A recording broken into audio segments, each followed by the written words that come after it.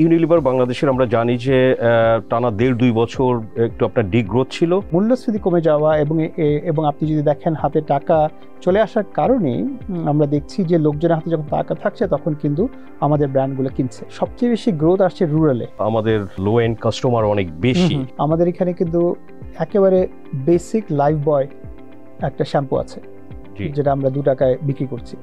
হ্যাঁ, আবার clinic plus নামে একটা শ্যাম্পু আছে যেটা 1 টাকায় বিক্রি করছি। তো আপনারা কি কোনো কম্পিটিশন ফিল করেন বাংলাদেশের মার্কেটে? এখন 60 বছর আগে বাংলাদেশে হয়তো আমরাই একবার ছিলাম, তো এখন তো অনেক কোম্পানি এসছে। সব মিলিয়ে 17 লক্ষের মতো দোকান আছে, কিন্তু 12 লক্ষ হচ্ছে এফএমসিজি। এফএমসিজি টোটাল মার্কেট সাইজটা বাংলাদেশে কেমন?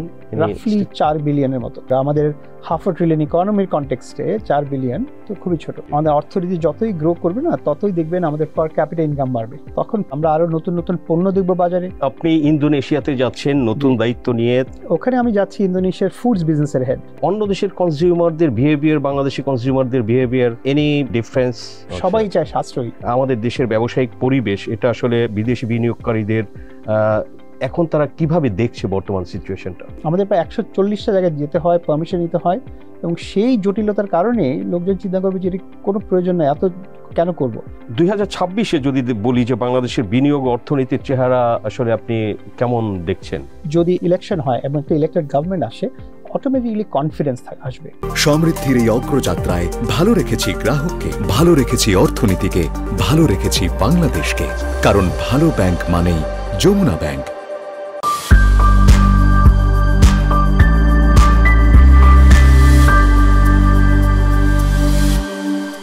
প্রিয় দর্শক, Jamuna bank presents TVS corporate টক্সে আপনাদের সবাইকে স্বাগতম। আমি সাজ্জাদুর রহমান আছি আজকে আলোচনায়। দর্শক, আমাদের সঙ্গে আজকে অতিথি হিসেবে আছেন mister Javed Akhtar, managing director and chairman Unilever Bangladesh. দর্শক, আমরা জানি যে বাংলাদেশের ফাস্ট মুভিং কনজিউমার গুডসের মার্কেটে ইউনিলিভার আসলে শুধু একটি কোম্পানি না, এটা খুব জনপ্রিয় ব্র্যান্ড, এবং বাংলাদেশের প্রতি 10টি পরিবারের মধ্যে কিন্তু 9টি পরিবারই কোনো না কোনোভাবে ইউনিলিভার বাংলাদেশের ব্র্যান্ড তারা ইউজ করে থাকে। এবং ইউনিলিভারের দীর্ঘ 6 দশকের বেশি বাংলাদেশে তাদের অভিজ্ঞতা, এবং লিডিং এফএমসিজি কোম্পানি হিসেবে তারা কাজ করছে বাংলাদেশে। তো এই কোম্পানিটির নেতৃত্ব দিয়েছেন বিভিন্ন পর্যায়ে মিস্টার জাভেদ আখতার। আমরা তার থেকে আসলে গল্প শুনবো যে ইউনিলিভারের ব্যবসা, বাংলাদেশের কনজিউমার মার্কেটের প্রেজেন্ট কি সিচুয়েশন, এবং সামনে আসলে আউটলুকগুলো কেমন সেটাও। তো দর্শক, মিস্টার জাভেদ আখতারের আরেকটি পরিচয় আছে। আমরা জানি যে foreign investors chamber of commerce and industry, ফিকে, যারা ফরেন ইনভেস্টরদের রিপ্রেজেন্ট করে, তো সেটারও উনি রানিং প্রেসিডেন্ট হিসেবে কাজ করছেন। তো আমরা সে প্রসঙ্গেও কিছু আলোচনা করব যে আসলে বাংলাদেশে বর্তমানে কিরকম বিনিয়োগ সিচুয়েশন এবং পরিবেশ আছে।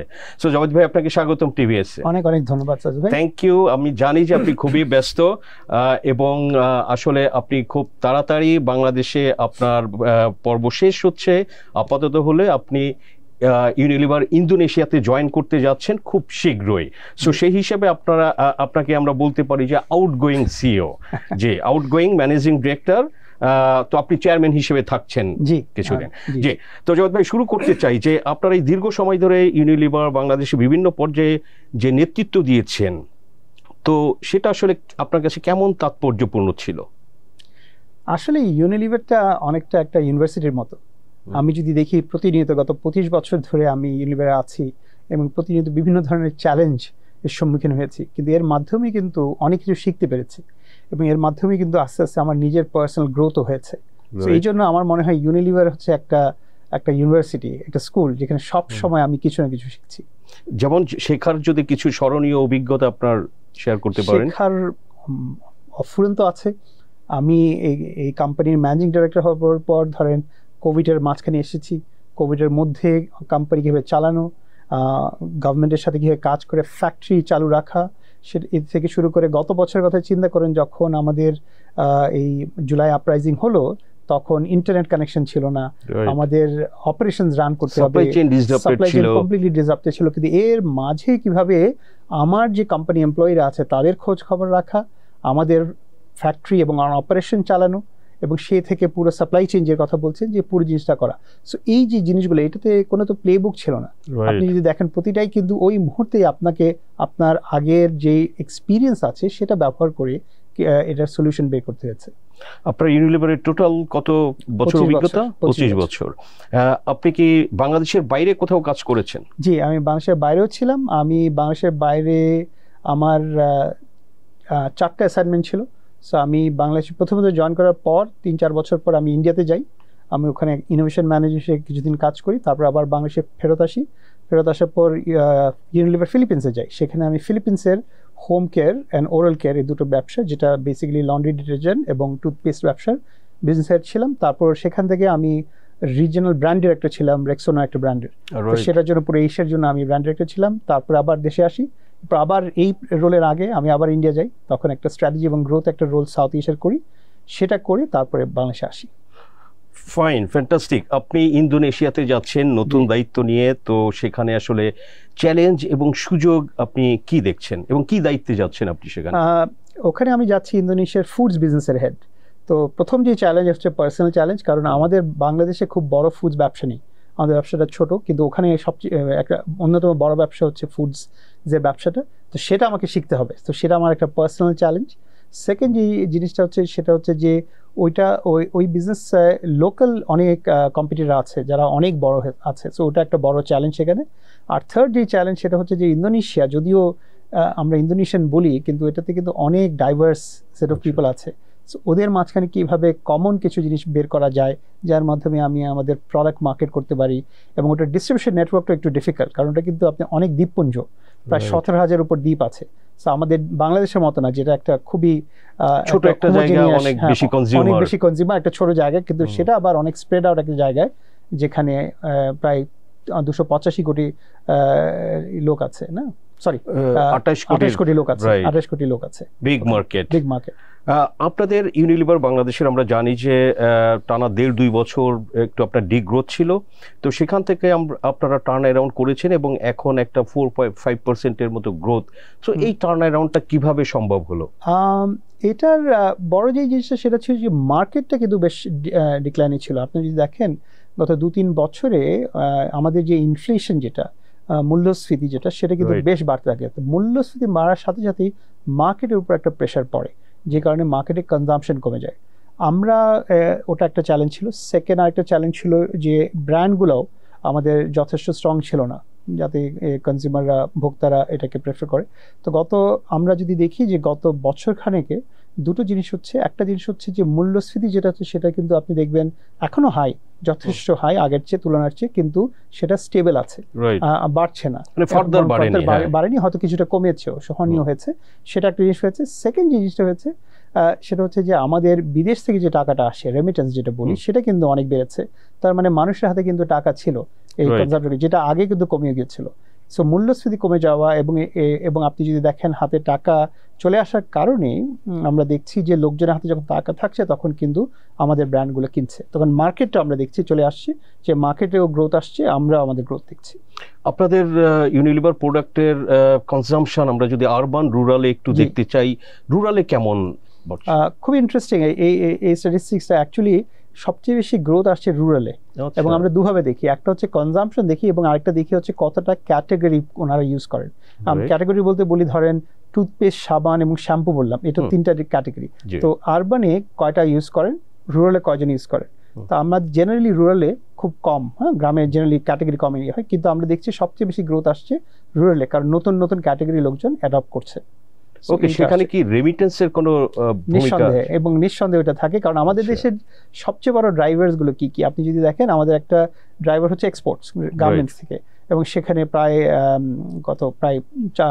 40 লক্ষ নারী পুরুষ এবং প্রিডমিনেন্টলি নারী কাজ করে, সেটার একটা বড় ইম্প্যাক্ট আছে। সেকেন্ড জিনিসটা হচ্ছে রেমিটেন্স, কারণ টাকাটা যখনই আসে তখনই দেখবেন লোকজনের খরচ করার প্রবণতা বাড়ে। আপনার এটা শুধু ধরেন যে গত 1 বছরের না, বা ইনফ্লেশনটা আমাদের কিন্তু 2022 সালের পরের থেকে হাই, এবং রাশিয়া ইউক্রেন যুদ্ধের পরে, তার আগে কোভিড, আপনি যখন আসলে এমডি হিসেবে দায়িত্ব নিলেন, সো তখন কিন্তু কোভিড, তারপরে যুদ্ধ, হাই ইনফ্লেশন, ডলারের ক্রাইসিস, সো মেনি, এবং কনজাম্পশন কমে যাওয়া। তো এই সব ঘটনাগুলো কিন্তু আপনি যখন আসলে ম্যানেজিং ডিরেক্টর হিসেবে দায়িত্ব পালন করেছেন ঘটেছে। সো এই সিচুয়েশনে আপনি আসলে কিভাবে কোম্পানিটাকে ওভারঅল আসলে টিকে রাখা, প্রফিট ধরে রাখা, এমপ্লয়ীদের প্রোটেকশন দেওয়া, তো সব কিছু অনেকে যেমন করেছে যে তারা ধরেন যে পেস্টের সাইজটা কমিয়ে দিয়েছে বা সাবানের সাইজটা একটু কমিয়ে দিয়েছে যাতে কনজিউমাররা আসলে বেশি দাম না দিতে হয়, একই দামে হয়তো পেত। এরকম কি আপনারা কৌশল নিয়েছিলেন কিছু? আমি যদি দেখি আসলে অনেকগুলো জিনিস করা হয়েছে। প্রথমত জিনিসটা করা হয়েছে যে আপনার অপারেশনে এফিসিয়েন্সি কিভাবে আনা যায়। ওকে, কারণ আপনার সবসময় দেখবেন এফিসিয়েন্সি, আমি সেটা বলছি, ধরেন আমার যখন একটা ট্রাক যাচ্ছে, আমার ফ্যাক্টরি থেকে ট্রাকটা যখন আমার ডিপোতে যাচ্ছে বা ডিপো থেকে যে ট্রাকটা ডিস্ট্রিবিউটারের কাছে যাচ্ছে, ওই ট্রাকটা ফুল লোড যাচ্ছে কিনা। কারণ আপনি যদি ট্রাকটা, কারণ অনেক ক্ষেত্রে কি হয় হাফ লোড ট্রাক যায়, কারণ হয়তো ভর্তি হয়নি, অর্ডার আসেনি। কিন্তু আমরা যদি এটা অবজার্ভ করার চেষ্টা করি না আমি ফুল লোড ট্রাক দিব, তখনই কিন্তু আপনি এই এফিশিয়েন্ট একটা সাপ্লাই চেইন অপারেশনস রান করতে পারবেন। যেমন আপনার এখানে ওয়েস্টেজ, ফ্যাক্টরিতে যখন আমরা তৈরি করছি, যখন আমরা ওয়েস্টেজ কমাতে পারি এবং এইটাকে যেটা হয় সেই কন্ট্রোলগুলো নিয়ে আসে, এবং এগুলো অনেকগুলো মেজার থাকে।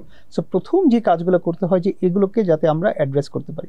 সেকেন্ড যে জিনিসটা চ্যালেঞ্জ সেটা হচ্ছে যে ইনফ্লেশনে যদি তাও করা যায় তখন দাম বাড়াতে হয়। ইনফ্যাক্ট আপনার খেয়াল আছে তখন আমাদের অনেকবারই দাম বাড়াতে হচ্ছিল, কারণ এত ইনফ্লেশন ছিল সেটা। কিন্তু এবং টাকা ডিভ্যালুয়েশনের কারণে আপনার 30% আপনার টাকা ডিভ্যালুয়েশন হচ্ছে। আমাদের দেশে অনেক কিছু ইম্পোর্ট, র ম্যাটেরিয়াল ইম্পোর্ট করে নিয়ে আসতে হয়, যে কারণে মার্কেটে অ্যাডজাস্ট করতে হচ্ছে। কিন্তু ওটাতে যেটা আমরা বলি, আমরা আসলে ওইটা পোর্টফোলিও নিয়ে কাজ করি। যেমন আমি আপনাকে বলি এটার মানেটা কি, সেটা হচ্ছে ধরেন আমি যদি টুথপেস্ট বিক্রি করি, তাহলে দেখবেন আমরা অ্যাকচুয়ালি টিউবের দামগুলো বাড়িয়েছি, কিন্তু আমার 5 টাকার যে ছোট প্যাকটা সেটা বাড়ায়নি। কারণ ওটার হচ্ছে সেন্সিটিভ খুবই, আপনি দেখবেন সেটা কিন্তু রয়ে গেছে। কারণ আমরা ওনাদের যাতে অসুবিধা না হয়, কারণ ওই পপুলার সেগমেন্ট কিন্তু সবচেয়ে বেশি প্রাইস সেন্সিটিভ। আপনি যদি শ্যাম্পুগুলো দেখতেন তাহলে দেখতেন যে আমরা অ্যাকচুয়ালি বটলের ক্ষেত্রে বাড়িয়েছি, কিন্তু ছোট দিয়েতে ব্যাকি ইন্টেনশনে বাড়াইনি, কারণ আমরা জানি যে ওটা বাড়ানোর সাথে সাথেই কনজাম্পশন ড্রপ করবে। সো আপনাকে ওইভাবে পোর্টফোলিওর একটা গেম খেলতে হবে। সব অনেকগুলোই করতে হবে। কিছু কিছু ক্ষেত্রে আপনি যেটা বললেন যে একটু ফিল কমিয়ে প্রাইস রাখতে হয়, কারণ অনেক ক্ষেত্রে আমাদের দেশে কিন্তু 85% লোকজনই কিন্তু ইনফর্মাল কাজ করে, তার মানে ডেইলি ওয়েজ আসছে। ওনাদের জন্য কিন্তু অ্যাবসলিউট প্রাইসটা খুবই জরুরি। যে একটা জিনিস যদি 10 টাকা থাকে বা 20 টাকা থাকে, সেটা হোল্ড করাটা ইজ ভেরি ইম্পর্টেন্ট, কারণ উনি ওই টাকার মধ্যে ওনাকে কিনতে হয় এবং সেটা করার চেষ্টা করেন। সো কিছু কিছু ক্ষেত্রে আমরা সেটাও চেষ্টা করেছি যাতে কনজিউমারকে হোল্ড ব্যাক করা যায়।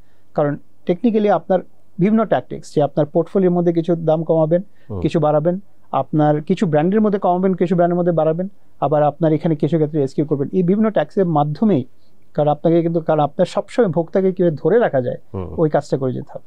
রাইট, এই যে কনজিউমার বিহেভিয়ারের কথা বলছেন, যে সেন্সিটিভ করা, সেটা বললেন। তো আপনি তো যেহেতু আরো কয়েকটা দেশে কাজ করেছেন, তো অন্য দেশের কনজিউমারদের বিহেভিয়ার, বাংলাদেশি কনজিউমারদের বিহেভিয়ার এনি আপনার মনে হয় যে ডিফারেন্স? আসলে ডিপেন্ড করে, মানে কনজিউমার বিহেভিয়ার তো অনেকটা ওয়াইড একটা ব্যাপার, কিন্তু আপনি যদি ভ্যালিউ বা সাশ্রয়ী কিনা, এই বিহেভিয়ার কিন্তু সব দেশে একই রকম, সবাই চায় সাশ্রয়ী। কিন্তু কিছু কিছু ক্ষেত্রে এভলিউশন একটু বেশি হয়। যেমন আমি ধরি ফিলিপিন্সের ক্ষেত্রে যদি বলি, ওখানের বিউটি কোশ্চেন কিন্তু অনেক বেশি বাংলাদেশের চেয়ে। তার মানে হচ্ছে যে যখন ইকোনমিক প্রেশার, যেমন আমি একটা ছোট উদাহরণ দিই, সেটা হচ্ছে শ্যাম্পু ব্যবহার করা। ফিলিপিন্সের শ্যাম্পুটা ওদের জন্য খুবই প্রয়োজনীয়, শেয়ার কন্ডিশনার খুবই প্রয়োজনীয়। তো ওরা কখনোই ওটা কিন্তু ড্রপ করবে না ওদের বিহেভিয়ার থেকে। কিন্তু আমাদের দেশে আমি যদি দেখি, যখন ইনফ্লেশন হয় বাড়ে, লোকজন তখন অটোমেটিকলি ওটা বেরিয়ে যায়। ইনফ্যাক্ট সো আমাদের ওভারঅল হাইজিন বিউটি কোশ্চেন আমরা বলি সেটা একটু কম। সেই কারণেই দেখবেন অনেক ক্ষেত্রে লোকজন বেরিয়ে চলেও যায়, যেমন আবার সাবান কনজাম্পশন কমিয়ে দেয়। মানে সাবান তো কমার কথা না, কারণ ওটা প্রতিদিন প্রয়োজন, কিন্তু আমাদের এখানে তাই হয়। যেমন আমাদের এখানে আমি হ্যান্ড ওয়াশ ইউজের পরিমাণটা বেড়ে যাওয়ার কারণে তো সাবানটা কমে যেতে পারে না? সেটা হতে পারে, কিন্তু আপনি তো গোসল করবেন, তাই না? প্রতিদিন তো গোসল করতে হবে, সেটার জন্য তো আপনার সেই পরিমাণ সাবান ব্যবহার করা দরকার। যেমন আমাদের দেশে আপনার যে লোকজন বলে যে ওনারা সপ্তাহে 5-6 দিন গোসল করেন, কিন্তু 5-6 দিনে আমি বলতে পারি যে 5-6 দিন প্রতিদিন সাবান ব্যবহার করেন না। হ্যাঁ, কারণ যদি সাবান ব্যবহার করতেন আমাদের ব্যবসা এবং এই মার্কেট বহুগুণ বড় হতো। কারণ এটা আসল যে ব্যাপারটা, সেটা হচ্ছে ওই আমাদের ওভারঅল হাইজিন বা বিউটি কোশ্চেন এখনো ইভলভ করেনি। আপনি যদি পাশে দেশ শ্রীলঙ্কাতে যান, দেখবেন হাইজিন প্র্যাকটিস খুবই হাই, ওনাদের কনজাম্পশন খুবই হাই। আমাদের যেমন পার ক্যাপিটা কনজাম্পশনে যদি দেখি, আমাদের আমি রাফলি $40 মতো, পাশে ভারতে প্রায় $44। আচ্ছা, মানে $4 বেশি ভারতে। না সরি, 44 আমাদেরটা হচ্ছে $22, সরি আমাদেরটা হচ্ছে $22, ওদের হচ্ছে $40। ওকে হ্যাঁ, সো ওটা ডাবল, সরি আমাদেরটা মানে 22, এটা কি 40। আপনার কি হেলথ এন্ড হাইজিন প্রোডাক্টস হ্যাঁ, আমরা নাকি যে প্রোডাক্টগুলো এফএমসিজি কোনটা? মানে আমরা যে ক্যাটাগরি ইউনিলিভার অপারেট করে সেটার একটা কম্প্যারিজন করেছি যে ওখানকার মার্কেট আমাদেরটা না, হ্যাঁ। ওই মার্কেটটা। তো আমরা যদি দেখি আপনার সাবান, লন্ড্রি পাউডার, লন্ড্রি সোপ, তারপর টুথপেস্ট, ময়শ্চারাইজিং ক্রিম, শ্যাম্পু, এগুলো সব যদি ব্যবহার করি এবং একই ক্যাটাগরি যদি ইন্ডিয়াতে দেখি অথবা এটা ফিলিপিন্সে দেখি, সেই কম্প্যারিজনটা করছি। ইন্ডিয়া $40, ফিলিপিন্সে কেমন? প্রায় 100-এর কাছাকাছি। শ্রীলঙ্কা? শ্রীলঙ্কাটা আমার ডেটাটা আমার জানা নেই শ্রীলঙ্কাটা, বাট Okay. শ্রীলঙ্কা আমি জানি আমাদের রিলেটিভ বিজনেসেও ওরা আমাদের চেয়ে অ্যাটলিস্ট 4-5 গুণ হবে। তো আমাদের এটা এত কম হওয়ার কারণটা কি? ওই যে ওভারঅল হাইজিন প্র্যাকটিসটা আমাদের, আচ্ছা, কারণ আমাদের এই অ্যাওয়ারনেসটা খুবই কম যে প্রতিদিন উঠে যে আমাদের একটু গোসল করতে হবে, সেটা দিয়ে সাবান দিয়ে গোসল করতে হবে, সেটা আমরা করি না। আপনি প্রতিদিন যেমন অনেকের হাইজিন প্র্যাকটিস ভালো লাগে কি হয়, প্রতিদিনই আপনি আপনার কাপড়টা ধোবেন। আমাদের এখানে দেখা যাবে যে লোকজন প্রতিদিন হয় না, রাইট। হ্যাঁ, ওর ইনফ্যাক্ট আমাদের এখানে অ্যাভারেজ সপ্তাহে 3 বার হয়, কারণ 3টা লোডের জন্য ওয়েট করছে। সো ওভারঅল আমাদের দেশের এই লাইফস্টাইলে হাইজিন প্র্যাকটিস যতই আরো ইভলভ হবে এবং বাড়বে, এটা বাড়ে উইথ এডুকেশন, এটা বাড়ে উইথ ইনকাম, এইটা বাড়ে উইথ লাইফস্টাইল এক্সপোজার, মিডিয়া এক্সপোজারে লোকজন তখন বোঝে যে এটি ইম্পর্টেন্ট, কত ইম্পর্টেন্ট। তখন রোজার মাসে কি পেস্টের ব্যবহার কমে যায়? কমে যায়, সিগনিফিক্যান্ট? হ্যাঁ বেশ কমে যায়, কারণ লোকজন বিশ্বাস করেন যে রোজার সময় টুথপেস্ট ব্যবহার করা হবে না, অনেকেই করেন না। রাইট, এটা আউট অফ দি বক্স কোশ্চেনটা করলাম বিকজ আমি শুনেছিলাম আগে। তো আপনাদের এখানে বাংলাদেশের মার্কেটে যদি বলি যে কোন কোন ব্র্যান্ড বা ক্যাটাগরির প্রোডাক্ট আপনার এখানে এই যে আপনারা টার্ন অ্যারাউন্ড করলেন, গ্রোথ করলেন, কোনটা আসলে কন্ট্রিবিউশন বেশি ছিল? সবগুলোই করেছে অ্যাকচুয়ালি। আপনি যদি দেখেন যে এমন কোনো কিছু নেই, সবগুলোই করেছে। বাট যেই জিনিসটা খুবই এনকারেজিং সেটা হচ্ছে বাংলাদেশের ক্ষেত্রে যেটা আমরা অনেক বেশি দেখেছি, সেটা হচ্ছে প্রিমিয়াম প্রোডাক্ট অনেক বেড়েছে। ওকে, ইন্টারেস্টিং। হ্যাঁ, সো এই জিনিসটা গত 1 বছরের প্রিমিয়াম প্রোডাক্টের মধ্যে কি কি পড়ে? যেমন আমি আপনাকে বলি, যেমন আমার যদি ডিটারজেন্ট পাউডার ব্যবহার করি, তো লোকজন আরো বেশি সার্ফ এক্সেল ব্যবহার করছে, আচ্ছা, রিন বা হুইলের চেয়ে।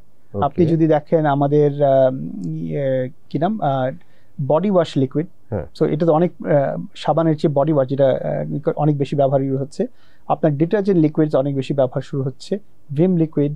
সো আপনার প্রত্যেক সেগমেন্টেও আমরা আমাদের বিউটি অ্যান্ড ওয়েলবিং, যেটাতে আমরা ময়শ্চারাইজিং ক্রিম বা শ্যাম্পু ওগুলো ব্যবহার করি, ওখানে আমার প্রিমিয়াম ব্র্যান্ডগুলো যেমন ডাবের ব্যবহার অনেক বেড়েছে। আমরা অনেক ইম্পোর্টেড কিছু নিয়ে এসেছিলাম, আনবিলিভেবল সেলস হয়েছে ওগুলোর।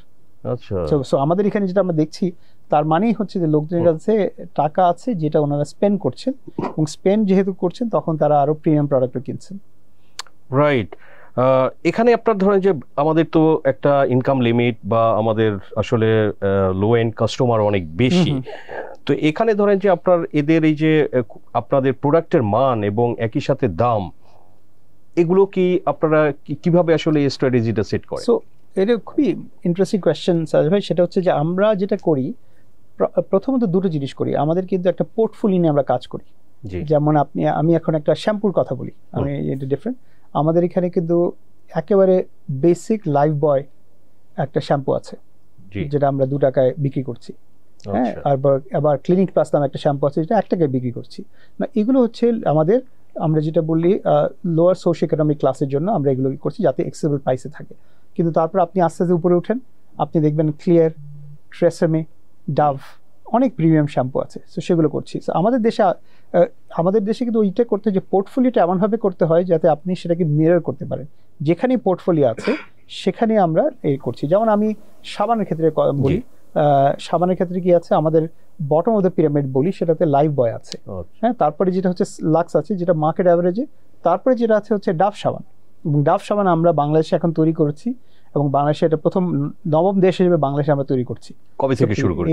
আমরা এই তো জুলাই থেকে শুরু করলাম। এর আগে কি ইম্পোর্ট হতো? এটা পুরোটা ইম্পোর্ট হতো, আমরা এই প্রথম এটা শুরু করেছি। এবং এটা করার কারণে যেটা হলো যে, যেহেতু আমি ফিনিশ গুড আনছি না, র মেটেরিয়াল আনছি, আমি কস্টটা অনেক কমিয়ে আনতে পেরেছি। অ্যাজ এ রেজাল্ট, যেহেতু আমি প্রিমিয়ামাইজেশন ট্রেন্ডটা দেখছি, সো লোকজন সাবান থেকে আরো উপরে উঠবেন আর কি, প্রিমিয়াম সাবানে যাবেন। রাইট। তো আমরা জানি যে একসময় ইউনিলিভার এই যে আপনাদের যে রিটেইলারদের কাছে বিক্রি করা, তো একসময় কিন্তু আসলে খুব ক্যাশেই বিক্রি করা হতো, বা অ্যাডভান্স, কোনো ডিউ ছিল না, বাকি ক্রেডিটে দেওয়া হতো না। তো বাংলাদেশে অনেক কোম্পানি এখন এফএমসিজি মার্কেটে তারা এসেছে এবং আসছে নতুন নতুন করে, আমরা দেখছি। তো আপনারা কি কোনো কম্পিটিশন ফিল করেন বাংলাদেশের মার্কেটে এখন? মানে কম্পিটিশন আপনার সবসময় থাকবে, কারণ আপনি ধরেন 60 বছর আগে বাংলাদেশে হয়তো আমরাই একবার ছিলাম, তো এখন তো অনেক কোম্পানি এসছে, কম্পিটিশন আছে, কিন্তু আপনাদের যদি রাইট ব্র্যান্ড ব্যবহার করেন এবং আপনার যদি রাইট সাপোর্ট থাকে অ্যাডভার্টাইজমেন্ট, তাহলে দেখবেন যে আপনারা ইয়ে করবেন। কারণ আমরা এখনো কোনো ক্রেডিটে কিছু করি না। আমার যেমন আমি আমার ডিস্ট্রিবিউটার যখন বিক্রি করছি অ্যাকচুয়ালি অ্যাডভান্সে করি, কারণ ডিস্ট্রিবিউটার ওনারা টাকা দেওয়ার পর, আমার ব্যাংকে টাকাটা আসার পর, ব্যাংক কনফার্ম করার পর আমরা কিন্তু ওনাদের মাল দিচ্ছি। তো নট ইভেন ক্যাশ, অ্যাডভান্স, কারণ ওনারা এসে সকালে আমাকে পিও দিবেন, পিও দেওয়ার পর আমি দেখবো যে এটা এসছে কিনা আমার ব্যাংকে, তারপরে আমার রিলিজ হবে। এবং দোকানেও আমরা যেটা করি সেটা হচ্ছে ক্যাশে বিক্রি করি, আমরা তো দোকানে ক্রেডিট দিই না। সব জায়গায় আমাদের ক্যাশে, কারণ আমাদের বিজনেসের প্রিন্সিপাল আর ফিলসফিটাই হচ্ছে যে এফএমসিজি, এবং এফএমসিজি যেটা হয় ক্রেডিটে অনেক লস হয় আপনার। হ্যাঁ, কারণ আমরা প্রায়, আপনি তাকিয়ে দেখেন আমাদের কত 12 লক্ষ দোকান আছে যেখানে আমাদের মতো পণ্য ব্যবহার হয়। আমরা নিজেরা প্রায় 6 লক্ষ দোকানে যাই। এই 6 লক্ষ দোকানের মধ্যে যদি ক্রেডিট দিতে থাকি না, be very difficult to control. So যে কারণে আমরা কখনোই করি। 12 লক্ষ দোকান কি এটা সারা বাংলাদেশে? সারা বাংলাদেশে। আচ্ছা, সারা বাংলাদেশে আমাদের একটা এস্টিমেট আছে, জি, টোটাল সব মিলিয়ে 17 লক্ষ মতো দোকান আছে। ছোট ছোট টং দোকান থেকে শুরু করে ইলেকট্রনিক দোকান, আমাদের মলের দোকান, সব মিলিয়ে 17 লক্ষ। কিন্তু 12 লক্ষ হচ্ছে এফএমসিজি, যারা আমাদের মতো প্রোডাক্ট বিক্রি করে, এরকম 12 লক্ষ আছে। সেটা হচ্ছে এফএমসিজি বলি আর কি, সেটা হচ্ছে আমাদের টোটাল ইউনিভার্স। আমরা সেটা থেকে 6 লক্ষতে আমরা যাই ডিরেক্টলি। ওকে, ডিরেক্টলি। তো বাংলাদেশের বাজারে আগামী 5 বছরে আপনার এই যে আপনার ভোক্তাদের ব্যয়, কনজাম্পশন, এগুলো নিয়ে কি আপনাদের কোনো এস্টিমেট? আমার ধারণা বাংলাদেশের মার্কেটে যেটা হবে, ইকোনমি তো গ্রো করবে, আমাদের অর্থনীতি যতই গ্রো করবে না, ততই দেখবেন আমাদের পার ক্যাপিটা ইনকাম বাড়বে, পার ক্যাপিটা ইনকাম বাড়বে, এডুকেশন বাড়বে, লাইফস্টাইল বাড়বে, অনেক মিডিয়া এক্সপোজার হবে, তখন প্রোডাক্টের পেনিট্রেশন বাড়তে থাকবে। সো আমরা আরো নতুন নতুন পণ্য দেখবো বাজারে, অনেক ধরনের ভ্যারাইটিস দেখবো, এবং লোকজন আরো প্রিমিয়াম প্রোডাক্ট, আরো এক্সপেন্সিভ প্রোডাক্ট সেটা যাওয়ার চেষ্টা করবে। সো আমার ধারণা ওই দিকেই মার্কেট যাবে, যে মার্কেটটা, কারণ যেটা এখন আছে সেটাকে গ্রো করতে হলে আমাদেরকে লোকজনকে আরেকটু কনজাম্পশন, প্রিমিয়াম প্রোডাক্টের কনজাম্পশন বাড়াতে হবে। এই যে আপনার এফএমসিজি টোটাল মার্কেট সাইজটা বাংলাদেশে কেমন? রাফলি 4 বিলিয়নের মতো। রাফলি 4 বিলিয়ন। রাফলি 4 বিলিয়ন। সেটা তাহলে খুব বেশি না কম্পেয়ার টু আপনার ইন্দোনেশিয়ার সাথে যদি আমরা কম্পেয়ার করি? অনেক ছোট। বাংলাদেশে চিন্তা করে দেখেন, 18 কোটি লোকের জন্য 4 বিলিয়ন তো খুবই ছোট। হ্যাঁ, 4 বিলিয়ন খুবই ছোট। আমাদের $500 ট্রিলিয়ন ইকোনমির কনটেক্সটে 4 বিলিয়ন তো খুবই ছোট। রাইট। তো জাভেদ ভাই, আমরা একটু আলোচনায় করতে চাই, আপনি ফিকির প্রেসিডেন্ট হিসাবে। তো আমরা জানি যে এগুলো নিয়ে অনেক কথা হচ্ছে বাংলাদেশে। বাংলাদেশ এফডিআই চায়, এবং এই যে ইন্টারিম সরকার আসার পরে তারা একটা ইন্টারন্যাশনাল ইনভেস্টমেন্ট সামিটও করেছিল। তো সব কিছু মিলিয়ে এটা নিয়ে খুব একটা আলোচিত বিষয় সব সময়ই থাকে, আমরা দেখি। তো আসলে যদি একটু বলি, ফিকির প্রেসিডেন্ট হিসেবে আপনার এখানে যে আমাদের দেশের ব্যবসায়িক পরিবেশ, এটা আসলে বিদেশি বিনিয়োগকারীদের এখন তারা কিভাবে দেখছে বর্তমান সিচুয়েশনটা? আসলে আমি 3 ভাবে বলবো আর কি। জেনারেলি হিস্টোরিক্যালি আমাদের কিন্তু বৈদেশিক বিনিয়োগ সবসময় কম ছিল। হ্যাঁ, মানে শুরুর যে জিনিসটা, সেটা একটা আমাদের স্বীকার করতে হবে, যে কোনো একটা কারণে বাংলাদেশ একটা ইনভেস্টমেন্ট ডেস্টিনেশন আমরা দেখছি না। এর বিভিন্ন কারণ আছে, কিন্তু আমরা তো চাই, অবশ্যই আমরা চাই, কিন্তু যারা ইনভেস্ট করবেন ওনাদের চাইতে হবে। তো এই কারণে, তো এটার বিভিন্ন কারণ আছে। একটা হচ্ছে যে আমরা দেশটাকে একটি ইনভেস্টমেন্ট ডেস্টিনেশন হিসেবে প্রমোট করতে পারছি কিনা, সেটা একটা চ্যালেঞ্জ। সেকেন্ড হচ্ছে যেখানে পারছি, যার মধ্যে পারছি, সেখানে আমলাতান্ত্রিক যে জটিলতা হয়, যে কেউ যখন ইনভেস্টমেন্ট করতে, সেটা কারণে আরো অনেকজন পিছিয়ে পড়েন। এবং এই সমস্ত জিনিসই আমাদেরকে ক্লিয়ার করতে হবে।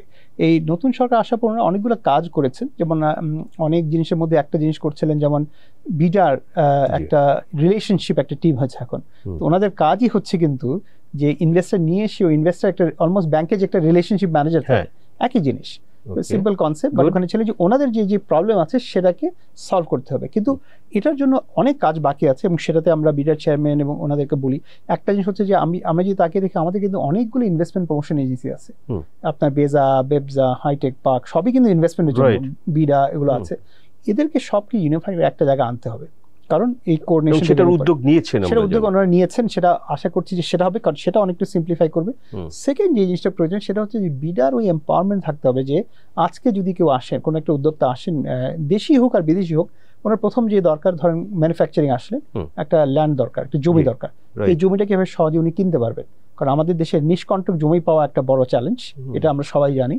কিন্তু বিডা ওইটাতে সাহায্য করতে পারে কিনা, যে কারণে এই বেজা, বেবজা অনেক ইম্পর্টেন্ট একটা জিনিস, কারণ ওখানে অ্যাটলিস্ট ওই জিনিসটা দিয়ে দেবে। সেকেন্ড জিনিসগুলো হচ্ছে আপনার ইউটিলিটি, গ্যাস দরকার, ইলেকট্রিসিটি দরকার, পানি দরকার, সেটা সহজে যাতে পারমিশন পেতে পারে, এইটার জন্য যেতে হয়।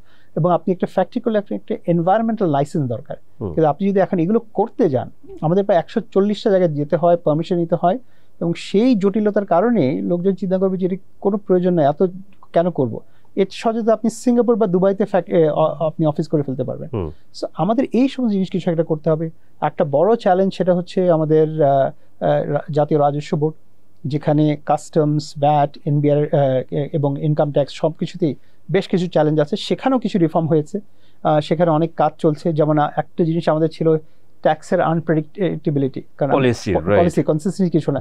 প্রতি বছর আপনাকে অর্থাৎ ইয়াচ্ছে যে বলা হয় যে আপনার ট্যাক্স এখন এত, এখন পেছনের 12 মাসে আবার আপনাকে দিতে হবে।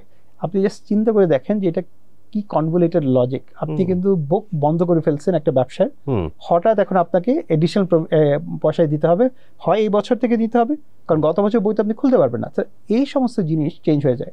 যেমন ধরেন আপনি এখন কিছু ইনভেস্টার নিয়ে আসলেন হাইটেক পার্কে, ওদেরকে বললেন আমি এই ছাড় দিচ্ছি, এনবিআর বললো যে আমি ছাড় দিচ্ছি না, এবং এগুলো হয়েছে, এগুলো আমাদের এই সমস্ত জিনিস। এখন আমাদের যেগুলো দরকার, এই যতই দরকার এগুলোকে সিম্পলিফাই করা, রিফর্ম করা এবং দেশকে তখন প্রমোট করা।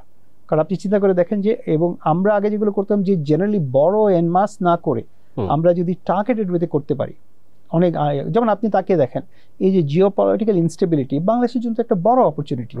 আপনি চিন্তা করে দেন চায়নার যে ট্যাক্স পড়ছে, ইন্ডিয়ার যে ট্যাক্স হলো, ওরা তো এখন বিগেস্ট সোর্সিং ইউনিটটা কোথায়? ওরা তো জিওগ্রাফিক্যালি কাছাকাছি লোকেশন একটা চিন্তা করবে। সো এখন চায়না যদি চিন্তা করে, ওরা চিন্তা করবে ক্যাম্বোডিয়া, লাওস, ভিয়েতনাম, বাংলাদেশ, কারণ এগুলোর লেবার কস্ট কাছাকাছি কিছু একটা হবে। সো আমাদের উচিত এই অপরচুনিটি এভাবে ক্যাপিটালাইজ করা যায়, অলমোস্ট ইমিডিয়েটলি গিয়ে অলমোস্ট রিলেশনশিপ তৈরি করা আছে, এখানে একটা অলওয়েজ সলিউশন আছে সেখানে। সো আমার ধারণা, এবং আমাদের দেশের আমরা তো প্রুভ করেছি, আমাদের readymade garments is a clear example, যেখানে আমরা গ্লোবালি কম্পিট করছি। তো আমাদের তো এই অপরচুনিটিটা অনেক বেশি। এখন আমাদের দরকার সেই লিডারশিপ, আমাদের সেই দরকার সেই অ্যাকশন, যেগুলো আনলক করতে পারি। রাইট, অ্যাকশন দরকার। আমরা আশা করি যে সরকার আসলে এটা করবে। তো অনেক সময় যে ফরেন ইনভেস্টমেন্টের ক্ষেত্রে এটা কিন্তু যারা এক্সিস্টিং আছে, যেমন ইউনিলিভার 6 দশকের উপরে আছে, এরকম স্ট্যান্ডচার্ট বাংলাদেশে 100 বছরের উপরে আছে, সো অনেক কোম্পানি আছে তারা ফর ডিকেডস এখানে। তো নতুন কোনো এফডিআই আসতে গেলে তো যেটা বেসিক হয়তো এক্সিস্টিং যে বিদেশি আছে, কোম্পানি আছে, মাল্টিন্যাশনাল, তাদের সঙ্গে কমিউনিকেট করে। সো আপনি যেহেতু ফিকিকে রিপ্রেজেন্ট করছেন, তো এক্সিস্টিং ইনভেস্টররা বাংলাদেশের তাদের জন্য বিজনেসের মেইন চ্যালেঞ্জেস গুলো কি বলে খুব ব্রিফলি? যেটা আপনাকে বললাম সেই জিনিসগুলাই, মানে যে ট্যাক্স পলিসি, আনপ্রেডিক্টেবিলিটি, ভেরি বেসিক কতগুলো জিনিস, যেমন ইকোনমিক্স, ব্যাংকিং সেক্টর স্টেবিলিটি। কারণ banking sector stability is a indication যে ইকোনমি স্টেবল কিনা। যেমন এই সমস্ত জিনিসই লোকজনকে একটু আনসার্টেন করে। রাইট। আপনার 2026-এ যদি বলি যে বাংলাদেশের বিনিয়োগ অর্থনীতির চেহারা আসলে আপনি কেমন দেখছেন? যদি ইলেকশন হয় এবং একটা ইলেক্টেড গভর্নমেন্ট আসে, অটোমেটিকলি কনফিডেন্স আসবে। কারণ বিনিয়োগকারী কি চাচ্ছেন? ওনারা চান স্টেবিলিটি। সো আপনি যদি ইলেকশনের পরে যদি আমরা বলি যে একটা গভর্নমেন্ট আছে, তো অটোমেটিকলি বিনিয়োগকারী বলবে 5 ইয়ার্স, তো উইচ ইজ গুড এনাফ, যে 5 বছরের জন্য তো আমি জানি এই স্টেবিলিটি আছে। আমার ধারণা সেটা বাংলাদেশের বিনিয়োগের জন্য অনেক দূর কাজে দিবে। ট্রু। আমাদের তো ধরেন যে তরুণ জনগোষ্ঠী অনেক, আমাদের যে 15 to 35 যদি বলি, সেটা আপনার আই থিঙ্ক মোর দেন 50% এরকমের হবে। সো এই জনগোষ্ঠী আসলে এদের জন্য ধরেন যে আমাদের জব এমপ্লয়মেন্ট এগুলো নিয়ে এক ধরনের একটু স্লো আছে, অনেকদিন ধরেই আছে। সো এদের উদ্দেশ্যে আসলে একজন প্রফেশনাল, একজন লিডার হিসেবে, কর্পোরেট লিডার হিসেবে আপনার কি মেসেজ তাদের জন্য? প্রথম মেসেজই হবে যে মানে জব খোঁজাচ্ছি, জব তৈরি করাটা প্রবলি বেটার।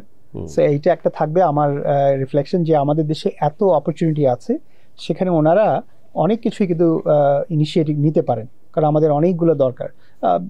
আমি একটা সিম্পল জিনিস বলি, ট্রাফিক ম্যানেজমেন্ট। আমাদের দেশে তো ট্রাফিক ম্যানেজমেন্টের খুবই বাজে অবস্থা ঢাকা শহরে। কিন্তু চিন্তা করে দেখি, এটার একটা সলিউশন যদি কেউ বের করতে পারতো, সেটা গভর্নমেন্ট তো খুব খুশি হয়ে এটা নিত, কারণ গভর্নমেন্টের পক্ষে সম্ভব হচ্ছে না, সেটা আপনি দেখছেন। সো এরকম অনেক অপরচুনিটি আছে আমাদের এখানে। আপনি চিন্তা করে দেখেন যে ময়লা, এই গার্বেজ কালেকশন, সিস্টেমেটিক কোনো কিছুই নেই আমাদের এখানে। লজিস্টিক্স আপনি দেখেন, এই যে আমাদের এখানে সেফ আপনি যদি পরিবহনে এক জায়গা থেকে আজ নিতে যান সেরকম কোনো সলিউশন নাই। সো অনেক অনেক অপরচুনিটি আছে যেগুলো করতে পারে। আমার ধারণা এটা একটা থাকবে, সেটা হচ্ছে যে নিজে যদি নিজে উদ্যোগ নিয়ে নিজে যদি ব্যবসা করেন সবচেয়ে ভালো জিনিস হয়। আর দ্বিতীয় যে জিনিসটা সেটা হচ্ছে যে একটা হাঙ্গার থাকতে হবে শেখার জন্য। হ্যাঁ, যেটাই করেন, জবই করেন আর আপনি নিজে উদ্যোক্তা হয়ে কোনো কিছু করেন, এই শেখার একটা হাঙ্গার থাকতে হবে, নাহলে কখনোই সাকসেসফুল হবেন না। রাইট জাভেদ ভাই, আমরা আলোচনার একদম শেষের দিকে। আমরা দেখেছি যে ইউনিলিভার বাংলাদেশ আপনার 13টি SDG-তে অবদান রাখছে কোনো না কোনো প্রোডাক্ট বা উদ্যোগকে। আপনারা মোস্ট সাস্টেনেবল কোম্পানি হিসেবে আপনারা অ্যাওয়ার্ডেড হচ্ছেন গত কয়েক বছর ধরেই। তো এই যে ব্যবসায়িক সব ব্যবসা তো আসলে প্রফিটের জন্যই মেইন করে থাকে, তো এর সাথে এই যে সামাজিক দায়বদ্ধতা বা সাস্টেনেবিলিটি, এগুলো নিয়ে আপনারা আসলে কিভাবে একসঙ্গে কাজ করছেন? আসলে প্রথমত একটা জিনিস আসবে, আমি একটু অন্য ভিন্নমত পোষণ করবো, সেটা হচ্ছে যে, এবং এটার কারণও আছে, সেটা হচ্ছে যে আমি যখন ব্যবসা শিখছিলাম, বিজনেস অ্যাডমিনিস্ট্রেশন পড়ছিলাম, তখন আমাদের শেখানো হয়েছিল যে ব্যবসার একটা মাত্র লক্ষ্য, সেটা হচ্ছে প্রফিট, যেটা আপনি বললেন। কিন্তু আমি যতই কর্পোরেট জগতে কাজ করেছি, বিভিন্ন দেশে কাজ করেছি, তখন রিয়েলাইজ করলাম যে প্রফিট এবং সামাজিক দায়বদ্ধতা একসাথে কাজ করে, আলাদা কখনোই কাজ করে না। এবং যখন একসাথে কাজ করবে তখনই দেখবেন যে আপনার কোম্পানির একটা কম্পিটিটিভ অ্যাডভান্টেজ হবে, আপনার অন্য কোম্পানি থেকে, অন্য জিনিস থেকে আপনার একটা এজ আসবে। যেমন আমাদের নতুন জেনারেশন যারা আছে তারা কিন্তু দেখছে, তারা কিন্তু সবসময় প্রয়োগ করবে যে সবচেয়ে টেকসই কোম্পানিটা কোনটা, সাস্টেনেবল কোম্পানিটা কোনটা, সাস্টেনেবল ব্র্যান্ডগুলো কোনগুলো। সো আমরা এই কাজগুলো করতে হবে, সেটাকে আমরা কস্ট হিসেবে না দেখে আমরা যদি চিন্তা করি এটা একটা ইনভেস্টমেন্ট, কারণ এর মাধ্যমে আমি অ্যাকচুয়ালি কোম্পানির একটা অ্যাডভান্টেজ তৈরি করছি আমার জন্য, আমি একটা এনভায়রনমেন্ট তৈরি করছি। যেমন আমি যদি বলি, আমি যদি বাংলাদেশকে সাস্টেইন না করি আর বাংলাদেশে যদি টেম্পারেচার ডুবে যায়, তাহলে তো আমার ব্যবসা চলে যাবে। ভেরি সিম্পল, মানে এটা হয়তো আমি দেখে যাব না, কিন্তু আমার পরের জেনারেশন, তারপরের জেনারেশন যদি আমরা করতে থাকি কালেকটিভলি, কিন্তু আমরা তখন এই দেশটাকে সমৃদ্ধ করলে আমার ব্যবসাও কিন্তু বাড়বে। সো আমার জন্য এটা অ্যাকচুয়ালি একটা ইকোনমিক রিজন আছে, এটা সোশ্যাল বা ফিলান্থ্রপিক রিজন কিছু নয়। আমি মনে করি যে ব্যবসা করতে হলে আপনাকে কম্প্যাশনেট ক্যাপিটালিজম রাখতে হবে, যেখানে আপনি প্রফিট করবেন, কিন্তু আপনি একই সাথে এমনভাবে করবেন যাতে আপনি আবার সামাজিক দায়বদ্ধতা আপনি পালন করতে পারেন। আপনার এই প্রশ্নটা না করলেই নাই, হয়তো দর্শকরা ভাববে যে আপনি ধরেন যে এই যে FMCG প্রোডাক্টস অনেক কিছু হচ্ছে যে এই যে প্লাস্টিকের মধ্যে, অ্যান্ড এগুলো আসলে আমাদের এনভায়রনমেন্ট, রিভার থেকে শুরু করে সি, সব জায়গাতে ইম্প্যাক্ট ফেলছে। তো এটা তো একটা বড় কনসার্ন হয়েছে, এবং আপনি যেটা বলছেন যে আমাদের দেশে তো অনেক কিছু ম্যানেজমেন্ট প্রপারলি হচ্ছে না। তো এটা নিয়ে আসলে কিভাবে সরকার বা প্রাইভেট সেক্টর সবাই মিলে, কারণ দেশটা আমাদের, দেশটা বাঁচাতে হবে, নদী বাঁচাতে হবে, সবকিছু, বাট প্লাস্টিকগুলোতে একটা বড় এক ধরনের খুবই উদ্বেগের সৃষ্টি করছে। আপনি কি মনে করেন? সো প্রথমত আমি একটা বলবো যে plastic is a blessing, plastic management is a curse. কারণ আপনি যদি দেখেন প্লাস্টিকের কারণে কিন্তু সভ্যতা দূরে এসছে, এবং আপনার সিভিলাইজেশন আপনি দেখবেন কি পরিমাণ ব্যবহার। 5 টাকার একটা শ্যাম্পু, আপনি ডাব শ্যাম্পু একটা গ্রামের কনজিউমার কিনতে পারছে। অ্যাবসলিউটলি, আপনি চিন্তা করে দেখেন, আপনি শ্যাম্পুর কথা চিন্তা করছেন, আপনি চিন্তা করেন একটা 10 টাকা একটা সাবান কিনতে পারছে, যেটা বেসিক হাইজিনের জন্য প্রয়োজন, সেটার কারণে হচ্ছে। এখন চ্যালেঞ্জ জিনিসটা হচ্ছে যে আমাদের এই ম্যানেজমেন্ট, এবং এই জিনিসটা নিয়ে আমরা অনেক বছর কাজ করছিলাম, যে আমরা চাচ্ছিলাম যে ইকোসিস্টেম থেকে কিভাবে প্লাস্টিকটা কালেক্ট করা যায়। আমরা কিন্তু গত 3 বছর ইউনিলিভার হিসেবে প্লাস্টিক নেগেটিভ কোম্পানি। আমরা কিন্তু এমন এখন, সো আমরা আমাদের প্রোডাক্টের সাথে যে পরিমাণ প্লাস্টিক যাচ্ছে তার চেয়ে বেশি প্লাস্টিক আমরা কালেক্ট করে প্রসেস করছি, রিসাইকেল করছি, আপসাইকেল করছি, ডাউন সাইকেল করছি, কারণ আপনি এগুলোকে প্যালেট করে অন্যান্য জিনিস করা যায়। সো প্লাস্টিকের ইউজ করছি আমরা, এনভায়রনমেন্ট থেকে কালেক্ট করছি, কালেক্ট করে সেগুলোকে প্রসেস করছি। সো আমার প্রোডাক্টের সাথে যে পরিমাণ যাচ্ছে তার চেয়ে বেশি আমি কালেক্ট করছি, তার মানে আমি প্লাস্টিক নেগেটিভ। এবং আপনি কিন্তু এই জিনিসটা আমরা প্রথমে চেষ্টা করেছি বিভিন্নভাবে, আমরা নারায়ণগঞ্জ সিটি কর্পোরেশনের সাথে UNDP-র সাথে কাজ করে শিখে ছাড়ার চেষ্টা করলাম, কিন্তু আমরা সাকসেসফুল হইনি। এবং এই কাজটা কিন্তু হচ্ছে প্রায় এখন বোধহয় 6 বছর হয়ে যাবে এই কাজটা করছি, এবং 6 বছরে কিন্তু 3 বছরই কিন্তু আমরা শিখেছি, এবং কেবলমাত্র গত 3 বছর আমরা সাকসেসফুল হয়েছি, যার মাধ্যমে এখন আমরা যত প্রসেস করি এবং কালেক্ট করি তা আমাদের পণ্যের সাথে যে পরিমাণ যায় তার চেয়ে বেশি। সো এই জিনিসটা ইজ ভেরি ইম্পর্টেন্ট, যা এবং এই যে চ্যালেঞ্জটা আমি বললাম, একটা এক্সাম্পল যে গার্বেজ ম্যানেজমেন্ট, আপনাদের যে শ্যাম্পু রিফিল এই ধরনের কিছু নিয়েছিলেন, বাট সেটা কি এখন অ্যাক্টিভ আছে? হ্যাঁ, এখন অ্যাক্টিভ আছে। সেটা এখন আমরা স্কেল আপ করার একটা করেছি। আমরা এই মুহূর্তে একটা আমাদের ট্রান্সফর্ম নামে গ্লোবালি একটা ইনিশিয়েটিভ আছে, যেটার আন্ডারে কিছু ইউকে গভর্নমেন্টের কিছু আছে, সেই সাপোর্ট নিয়ে আমরা এখন এটাকে স্কেল করবো নেক্সট আগামী বছরে। আমরা যে রিফিল মেশিন আছে সেটা অলরেডি আমরা টেস্ট করেছি, সাকসেসফুলি পাইলটও করেছি, এবং এটা একটা বিজনেস মডেলে চলে এসছে। এই যে চ্যালেঞ্জটা, যে আপনি যদি একটা বিজনেস মডেল তৈরি করতে পারেন, যার মাধ্যমে, যেমন আমরা রিফিল মেশিন প্রথমে আমরা করেছিলাম হচ্ছে মডার্ন ট্রেডে, যে বড় বড় দোকানগুলো দিয়েছিলাম, কিন্তু সেখানে খুব একটা সাফল্য আসেনি, কারণ অ্যাডপ্টেশন হচ্ছিল না। কিন্তু আমরা এটা যখন ছোট আমাদের দোকানগুলোতে দিলাম, যেগুলো মুদির দোকান, ওখানে যখন দিলাম, সেখানে আমরা দেখলাম যে অটোমেটিকলি এটা সাকসেসফুল হচ্ছে। এবং আমরা টেস্ট করার পরে এখন আগামী বছর আমরা স্কেল করছি। সেটা আমরা সেপারেট একজন পার্টনার আছে আমাদের, যিনি ওইটা নিয়ে কাজ করছেন। ইনশাল্লাহ আগামী বছর আপনারা দেখবেন যে এইটাকে আমরা স্কেল আপ করতে পারছি কিনা। ইনফ্যাক্ট বাংলাদেশের এইটা একটা বড় initiative globally, one of the best market যারা এটা স্কেল করেছে, এবং বাংলাদেশ ওটা স্টিয়ারিং কমিটিতে আছে গ্লোবালি ইউনিলিভারে। ইউনিলিভারের কাছে বাংলাদেশ, ইউনিলিভারের মার্কেটটা কতটা গুরুত্বপূর্ণ? খুবই গুরুত্বপূর্ণ। কোন পজিশনে বাংলাদেশের? বাংলাদেশ, যেটা আপনি বলছিলেন যে আমাদের কনজাম্পশন যেহেতু কম, সো সেই হিসেবে তো এটার ইম্পর্টেন্সটা কম থাকার কথা। কিন্তু আপনি একই সাথে চিন্তা করেন যে কতটুকু কনজাম্পশন বাড়ানো যাবে, সে কারণে ইনফ্যাক্ট আমি আপনাকে বলি, এই বছরের শুরুতে অ্যাকচুয়ালি বাংলাদেশকে ইউনিলিভার আমরা গ্লোবালি রিপোর্ট করছি। এর আগে আমরা সাউথ এশিয়াতে করতাম, কিন্তু ইউনিলিভার তার টপ 24টা মার্কেটকে ওরা গ্লোবালি রিপোর্ট করাচ্ছে। সো এর অংশ হিসেবে বাংলাদেশও ওই মার্কেটের একটা। সো আমরা এখন ডিরেক্টলি রিপোর্ট করছি গ্লোবালি। সো এই পুরো জিনিসটাকে আমরা রিঅর্গান করেছি, এর কারণ, এবং এই কারণেই বাংলাদেশের স্ট্র্যাটেজিক ইম্পর্টেন্স ইউনিলিভারের জন্য খুবই হাই। এবং এই কারণেই, যেটা আমরা চিন্তা করে দেখি, এত বছরে আমরা সাউথ এশিয়ার অংশ হিসেবে ছিলাম, এখন সেটা থেকে বেরিয়ে এসেছি, এবং আমরা একটা নতুন একটা ক্লাস্টারে চলে এসেছি এবং গ্লোবালি রিপোর্ট করছি। আগে ইন্ডিয়াতে রিপোর্ট করতে হতো, এখন সেটা নেই। সো থ্যাংক ইউ জাভেদ ভাই। আপনি এনিথিং, আপনি আর কিছু বলতে চান? অনেক অনেক ধন্যবাদ। না, আপনি, আমি শুধু ধন্যবাদ জানাতে চাই যে টিবিএসকে, কারণ TBS has been a great admirer আপনাদের কোয়ালিটি অফ রিপোর্টিং এবং কাজ, এবং অনেক অনেক ধন্যবাদ আমাকে আমন্ত্রণ জানার জন্য। Thank you so much. দর্শক, আমরা আলোচনা করলাম মিস্টার জাভেদ আখতার, ইউনিলিভারের ম্যানেজিং ডিরেক্টর অ্যান্ড চেয়ারম্যান। উনি আউটগোয়িং এবং ইন্দোনেশিয়াতে যাচ্ছেন, সবই আপনাদের সাথে আমরা আলোচনা শেয়ার করলাম, এবং বিস্তারিতভাবে আমরা দর্শক তুলে ধরার চেষ্টা করেছি সব কিছু। বাংলাদেশে শুধু এফএমসিজি না, ফরেন ইনভেস্টমেন্ট থেকে শুরু করে আসলে বর্তমান ট্রেন্ড এবং সামনে আউটলুক আমরা আলোচনা করলাম এবং আপনাদের সঙ্গে শেয়ার করলাম। আমাদের আলোচনা ভালো লাগলে লাইক করবেন, শেয়ার করবেন। সবাইকে ধন্যবাদ।